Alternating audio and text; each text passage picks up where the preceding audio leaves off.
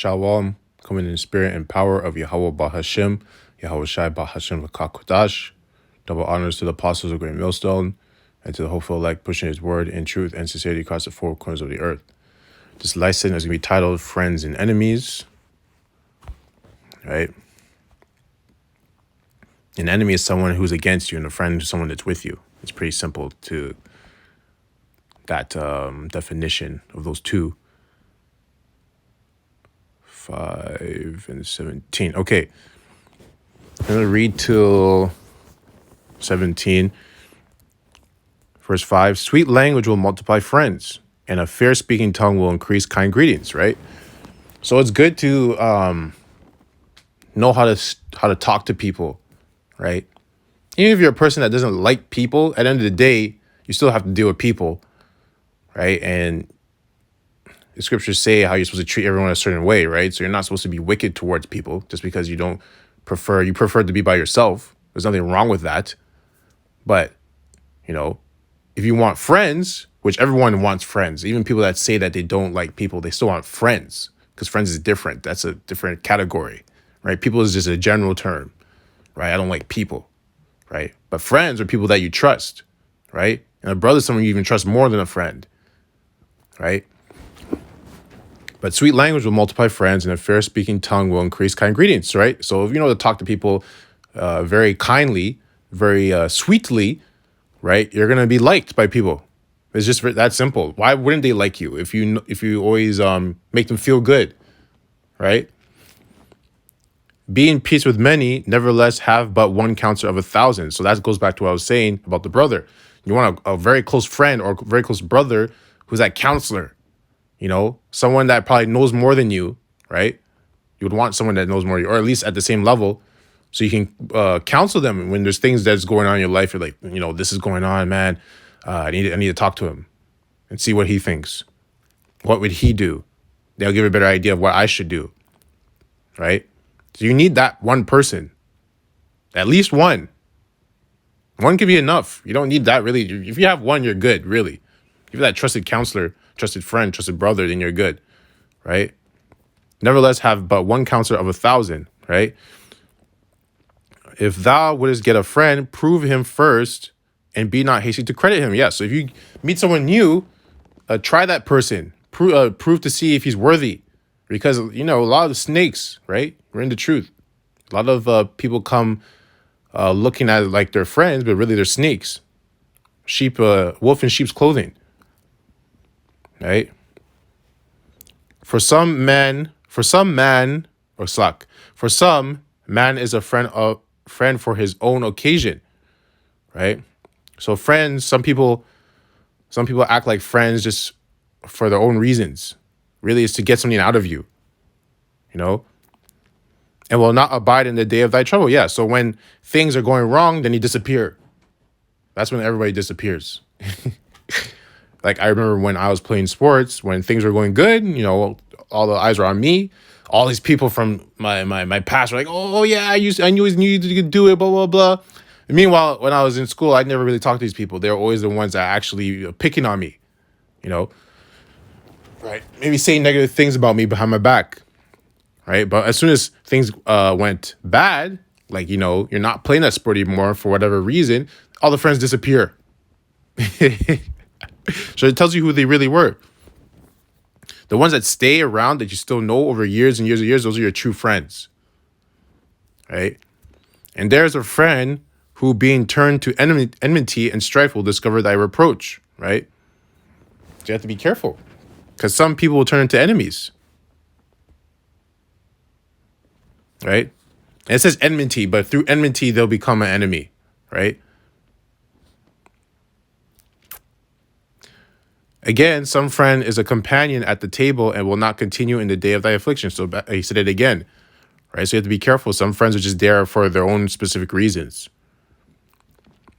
But in thy prosperity, he will be as thyself, and it will be bold over thy servants. Yep. If thou be brought low, he will be against thee and will hide himself from thy face. Yep. So when things are starting going bad, right? Now you're brought to a low estate, like what happened to me. They disappear. Now all of a sudden they're disappeared. Now they're not messaging you. Now they're not wanting to hang out with you. Now they're acting a certain type of way, right? Their behavior has changed. Separate thyself from thine enemies and take heed of thy friends, right? So you separate yourself from people that are your enemies. Someone who is against you in some way, separate yourself from that person, right? Because you can't trust them, right? A faithful friend is a strong defense, and he that hath found such an one hath found a treasure. Yeah, so it's hard to find some people that are faithful. A faithful friend, someone that they'll have your back when shit hits the fan, so to speak, right? Because being faithful that's rare. That's a rare character trait now in this wicked world that we live in. Everyone's out for themselves. Everyone's always trying to get their own and trying to screw over whoever they can screw over to get it. Like, they don't care about anybody, right? So if you find a friend like that, keep them close. A faithful friend is a strong defense, and he that hath found such an one hath found a treasure. Nothing doth countervail a faithful friend, and his excellency is invaluable. A faithful friend is the medicine of life, and they that fear the Lord shall find him. Right? So if you fear the Most High, you will find that friend. I remember it said one counselor out of 1,000. So you just need one. You don't need a whole bunch of them. You just need one. One is enough. Especially in this kingdom, one is enough. Right? Whoso feareth the Lord shall direct his friendship aright. For as he is, so shall his neighbor be also. Right? So if you fear the Most High, you'll take care of that friendship that you have. And taking care of that friendship is telling the person the truth, right? You're not supposed to lie to them, right? And if you do lie, it's for only a righteous reason, not for wicked reasons. If you have to lie about something. But even lying, that has to be like a last resort. You don't want to be like that. That shouldn't be your go-to. The best thing is to just not say anything. Right? So you're not lying. If you don't say anything, you're not lying. As soon as you lie, you have to be very careful with that. Because I always say that because Paul, I believe it was Paul, used guile. One of the apostles used guile to bring brothers into the truth. So he was doing it for a righteous reason, though. Right? So now we're in Ecclesiasticus 7 and 12. Right, there you go. Devise not a lie against thy brother, neither do the like to thy friend. Use not to make any manner of lie, for the custom thereof is not good. Yeah, because when you lie, you have to. You're not telling the truth. Basically, that's just how simple as it gets. You're not telling the truth, right? That's why you shouldn't be devising a lie against thy brother or a friend. You shouldn't be doing that. The best thing is just not say anything. You know, if it's like you have to tell them something and you know it's not the right time to say it, okay, just not say anything. Don't say anything and wait for the right time to say it. Because then when they ask, why didn't you tell me this earlier? It's because it wasn't the right time. It's better that happens than you lying and then you tell them the truth and then they're just like, well, why did you lie to me?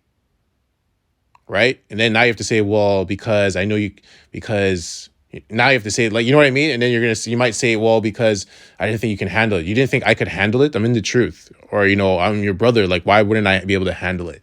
Right? Now you're going down a different path that could lead to trouble. Could mess up that relationship. Right? So it's better just not to say anything. Just not say anything. But like I said, Paul used guile to bring brothers into truth. So, I mean, obviously it's okay in one scenario, but you don't want to be using that as your go-to, right? Just got to be very skillful with your speech. The best thing is just not to lie in general, right? Okay, so that's it on that. Now we're going to go to Job 32.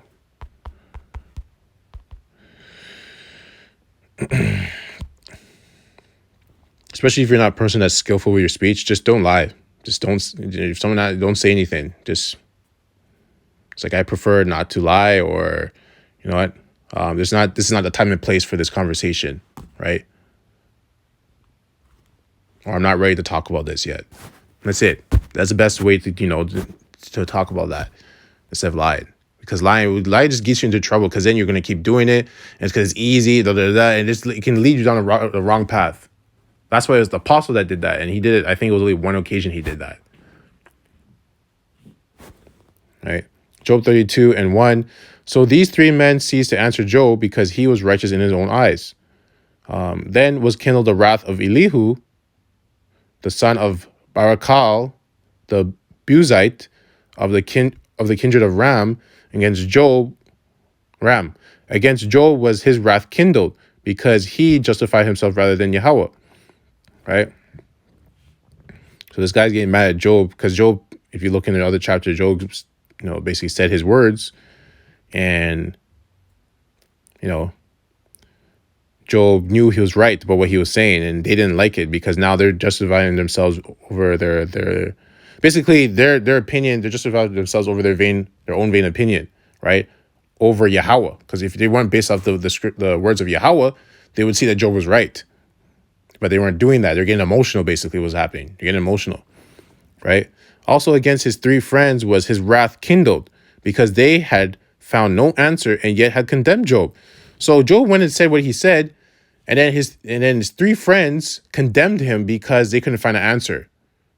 Because he got emotional. Right? But right in that moment, that showed Job who they are. Right? That's why you have to be careful. That's why telling the truth will show you who that person is. If they get emotional and start acting a certain type of way with you, and and then their behavior starts changing, then you know who they are. This is who they really are. If they don't, right, and they are like, okay, I get what you're saying. That's a wise friend. That's someone you want to keep around you because you can trust them. Right? They're like you. Anyways, that's it on that. The point has been made. It's just that, friends and enemies, you got to be careful. Who's a friend and who's an enemy, right? It's a game of spies. Some people act like they're your friend, but really they're an enemy, right? And some people you think are an enemy, and really they're your friend. Because you might think they're your enemy, but because you don't fully understand them, they're actually your friend. So sometimes you have to gain understanding things. Sometimes you got to ask questions. And you're like, oh, wow. Because maybe you were going off your own opinion of that person, and you're wrong.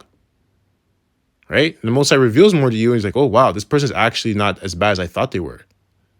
Wow, okay, I was wrong. And you apologize, and then now you just gain a friend. Right? So, I hope this lesson was edifying to the hopeful elect. I'd like to close out by saying, Kal Halak Yahweh, Bahashem, Yahweh Shai, Bahashem Rakak Wadash. Double honors to the apostles of the great millstone, and to the hopeful elect, pushing his word in truth and sincerity across the four corners of the earth. Death and destruction to his wicked kingdom, and his 2/3 as well. Kwam Yasharallah, Abad Babal, Shalom.